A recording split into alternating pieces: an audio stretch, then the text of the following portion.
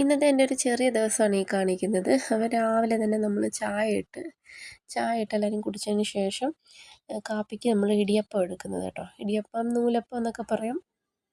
അപ്പം രാവിലെ നൂലപ്പവും തലേന്നത്തെ ബീഫ് കറി ഉണ്ടായിരുന്നു. അപ്പോൾ അത് രണ്ടും ഇടായിരുന്നു രാവിലെ.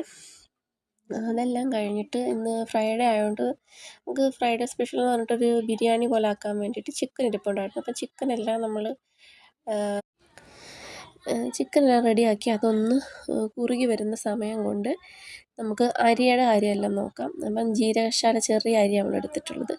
അപ്പം നമ്മൾ വിറകടുപ്പിലായതുകൊണ്ട് പെട്ടെന്ന് തന്നെ തിളയ്ക്കുകയും ചെയ്യും, ജോലി എളുപ്പമാവുന്നുണ്ട്.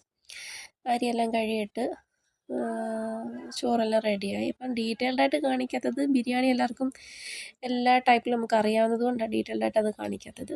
അപ്പം ഇത്രയേ ഉള്ളൂ.